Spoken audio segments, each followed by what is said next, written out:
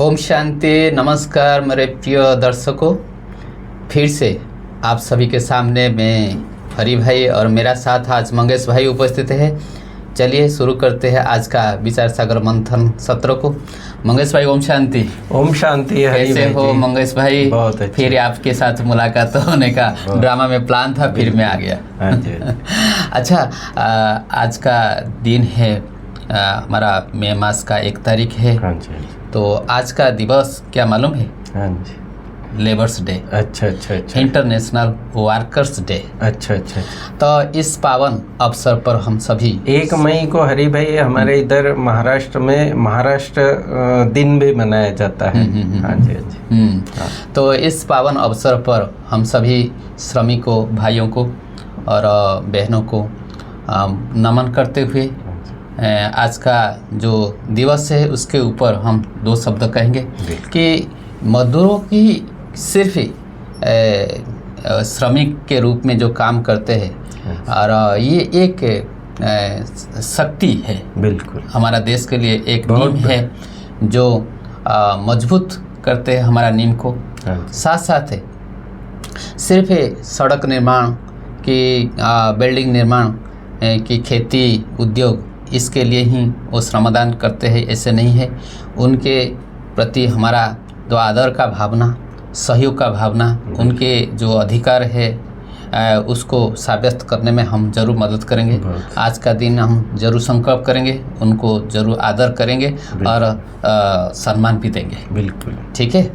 तो आज का जो मुरली का जो मीठे बच्चे का जो पॉइंट जाने के पहले मैं समझता हूँ जो कल का जो मुरली था, हाँ जी, एक विशेष बात था। हाँ, मुझे बहुत अच्छा लगा। बताइए। तो उसमें क्या था मालूम है? हाँ, मीठा घूर तो न घुराए। हाँ जी। इसका अर्थ क्या मालूम? हाँ, बताइए बताइए। इसका अर्थ था प्यार करो तो प्यार मिलेगा। बिल्कुल। आपने मुझे प्यार करके बुलाए और मैं आपके सामने पहुंच गया। ये जो परमात्मा का दर्शकों का प्यार आपको खींच के लाया है। जरूर। आप क्या आपको क्या कहूँ, दर्शकों के साथ हमारा इतना प्यार भी हो। बिल्कुल। और दर्शकों को ऐसे लगे कि कभी हरि भाई भी फिर दोबारा आ जाए। हाँ जी। अच्छा, तो क्या है ये जो था प्यार करो तो प्यार मिलेगा, इसमें परमात्मा जो सर्विस करते, परमात्मा उनको ही बहुत प्यार करते हैं। जो देवता बनाने के लिए जो दिन रात सर्विस करते, उनको परमात्मा प्यार करते हैं। उनको भी प्यारा लगता है ये सेवा करने के लिए, देवता बनाने के लिए। तो और भी एक जो पॉइंट था जो कौन सी न अव्यक्त इशारे, जो आपको तो कहने के लिए मैं अभी जरूर कहूँगा कि आज से हमारा अव्यक्त इशारा भी चेंज हो रहा है। बिल्कुल नया शुरू होता है। चलिए हम चलते हैं मीठे बच्चे के ऊपर। आज का हमारा जो मीठे बच्चे हैं, तुमने रावण की मत पर बाप की ग्लानि की। रावण की मत पर हम बाप के बहुत ग्लानि किए हैं, तो भारत कोड़ी तुल बना। अब उनको पहचान करके याद करो तो धनवान बन जाएंगे। ये मीठे बच्चे था। परमात्मा को हम प्यार करेंगे, बिल्कुल बिल्कुल, और धनवान बन जाएंगे। हाँ, और ये रावण की मत जो है ना, रावण ने सबसे पहली मत दी हमको कि तुम देह हो, तुम अपने को देह समझो। और ये देह अभिमान के कारण फिर और भी बातें आ गई। और दूसरा, बाबा को भुला दिया कंप्लीटली कि परमात्मा कौन है, क्या उसका रूप है, गुण, कर्तव्य, वो कंप्लीटली भुला दिया उसने। हम दूसरे ही राह पर चले गए, वाम मार्ग में चले। हाँ, दूसरा ही हमने कुछ अपना ही अलग कर दिया, जो सत्यता बिल्कुल नहीं रही। तो बाबा कहते फिर परमात्मा को हमने सर्वव्यापी कह दिया कि कण कण में व्यापक कह दिया। तो बाबा कहते तो बहुत बड़ी ग्लानि हुई। इसी के कारण भारत कौड़ी तुल्य बना। जबकि इसी भारत का गायन है, जहाँ डाल डाल पर सोने की चिड़िया करती है बसेरा, वो भारत देश है मेरा। तो आज तो बताने की भी ज़रूरत नहीं है क्या हालत है। तो इसलिए बाबा कहते हैं कि मुझे अब फिर से पहचान कर याद करो, तो माला माल धनवान बन जाएंगे। हाँ जी। फिर आगे प्रश्न में कहा बाबा ने कि सीढ़ी के चित्र से कौन सा वंडरफुल राज समाया हुआ है सीढ़ी के चित्र में? जो भक्ति और ज्ञान, हाँ जी, जो दोनों का, जो भक्ति जहाँ होगा वहाँ ज्ञान नहीं होगा, बिल्कुल। तो ज्ञान जहाँ होगा भक्ति नहीं हाँ होगा। जी, ये राज को बाबा ने समझाया। और देखो बाबा की भाषा भी देखो हरि भाई जी, बाबा ने डांस शब्द यूज किया कि बाबा कहते हैं आधा कल्प भक्ति की डांस और आधा कल्प है ज्ञान की डांस। भक्ति में भी डांस करते हैं, जब भाव विभोर होके भक्ति करते हैं ना, पूरी श्रद्धा के साथ, एकाग्रता के साथ, तो एकदम भगत, जैसे मीरा का गायन है या अन्य समाज में इतने ऐसे संत हुए कि जो परमात्मा की याद में एकदम देहभान भूल गए हो। और यहाँ भी बाबा कहते हैं जब ज्ञान में भी आते हैं तब भी अगर अतीन्द्रिय सुख में आत्मा डांस करती है। और तीसरी बात, आप सीढ़ी के चित्र को विजुलाइज कीजिए, जो बाबा का सीढ़ी का चित्र, तो सतयुग त्रेता वो भी इस प्रकार से है हरि भाई, ऐसे जैसे हाँ माना जैसे डांसिंग मोड होता है ना तो इसलिए बाबा कहते हैं कि ये बड़ी अच्छी डांस है। और आधा कल्प रावण की प्रारब्ध चलती है और आधा कल्प तुम बच्चे ईश्वरीय प्रारब्ध भोगते हो। सतयुग त्रेता स्वर्ग, यह गुह्य राज सीढ़ी के चित्र में समाया हुआ है। जी जी जी। और हमारा जो कल की जो मुरली में था, ईश्वर कुल की स्मृति हमारे अंदर अगर रहता ये बहुत बड़ी तो फिर हम सदा समर्थ रह सकते हैं, जिस कारण से ईश्वर कुल की जो स्मृति द्वारा माया का जो सामना हम भी कर सकते हैं। तो जिस कारण से बाबा बहुत अच्छा बात बताए थे कि ईश्वर जन्म सिद्धि जो अधिकार है वो हमारे जो स्वर्ग है, जो बहिष्ठ है, ये नशे के बात है। और साथ साथ भगवान हमारा बाप है, ये भी एक नशे का बात है।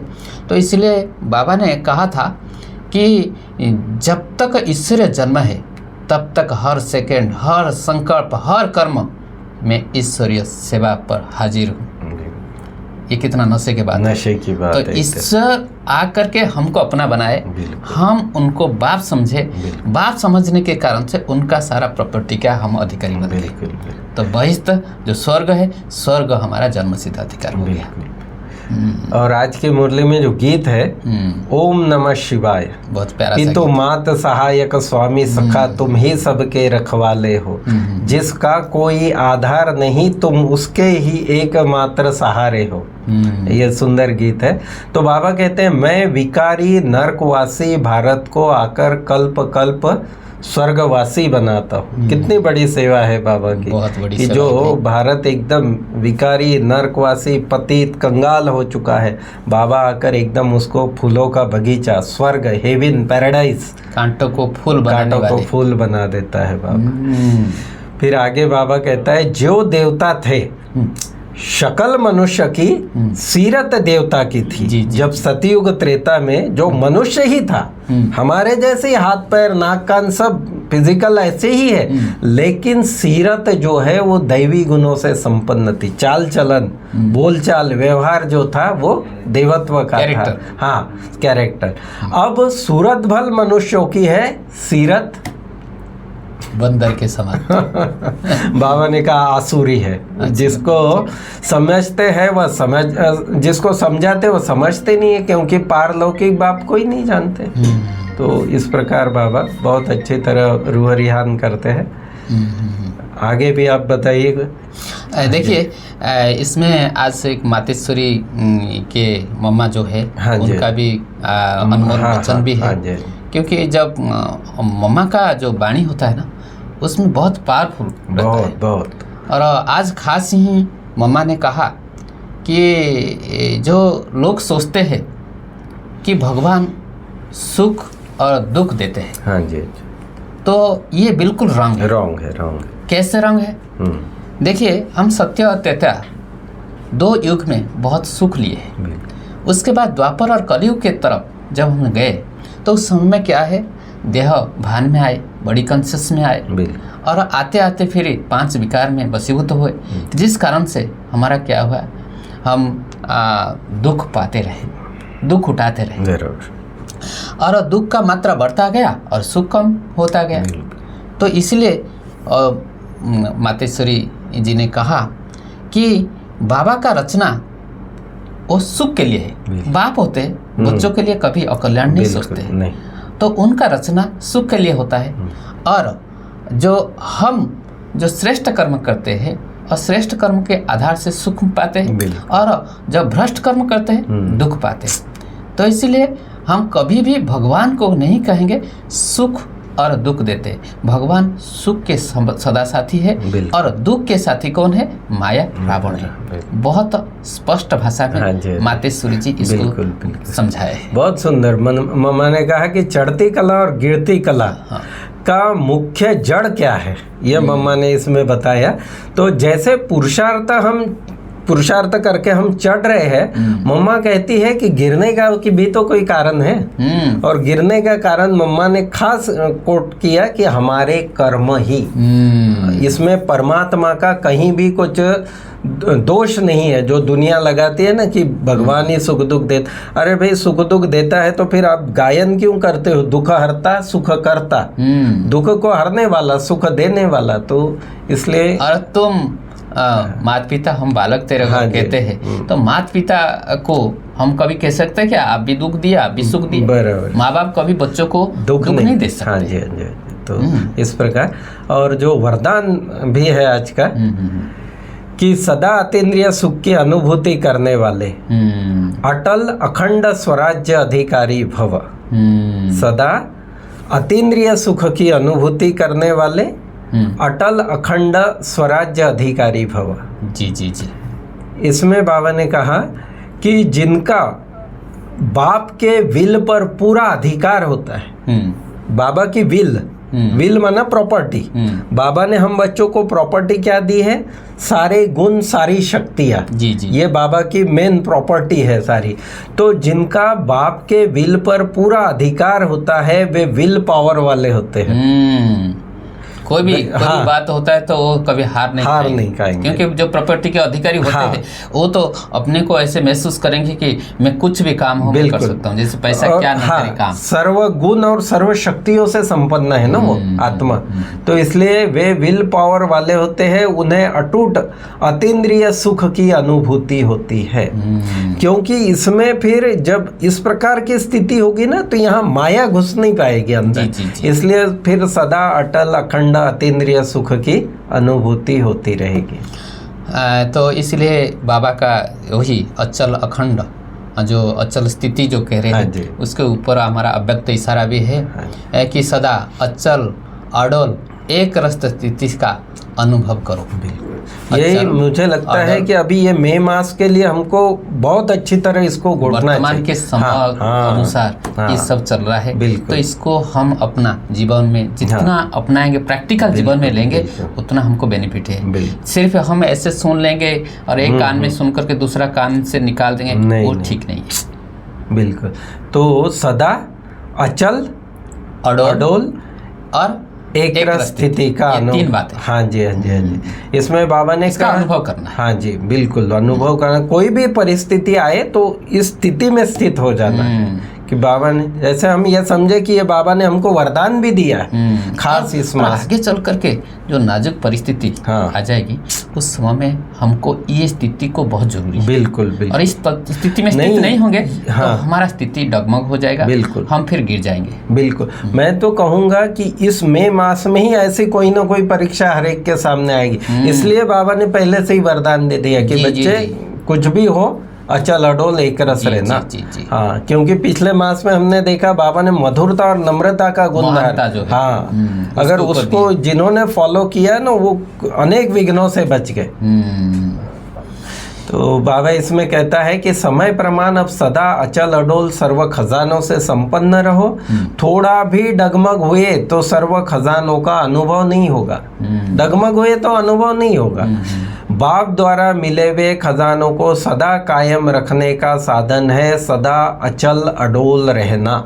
जी जी, हाँ। जी। और स्लोगन है आज की मुरली का, जहाँ मेरापन आता है वहाँ बुद्धि का फेरा हो जाता है, बुद्धि फंस जाती है। जी जी जी। मेरापन जो है मैं और मेरा ये दोनों ही हमारा ईश्वरीय विश्वविद्यालय में ये अलाउ नहीं है। बिल्कुल वर्जित है। अगर मैं और मेरापन आ गया देहाभिमान, और देहाभिमान आया माना गिरे। बिल्कुल तो इसलिए हमको बाबा सिखाते देही अभिमानी अर्थात आत्मा अभिमानी। बिल्कुल। तो इसलिए इस पर हम बहुत जोर देंगे। हाँ जी। अच्छा, आज तो समय हो चुका है। हाँ जी, हाँ जी। आज का कार्यक्रम को यहीं समाप्त करते हैं। प्रिय दर्शकों, आप सभी के साथ हम बने रहेंगे। ऐसे आप सभी का प्यार और मोहब्बत को हम चाहते हैं हमारे साथ रहे और हम भी आप सभी के साथ रहेंगे। कल के लिए अभी से आप सभी से विदा लेते हैं। तब तक आप सभी को बहुत बहुत शुक्रिया और धन्यवाद के साथ आज का सत्र को यहाँ समाप्त करते हैं। ओम शांति। मंगेश भाई, आपको भी ओम शांति। अरे भाई, ओम शांति।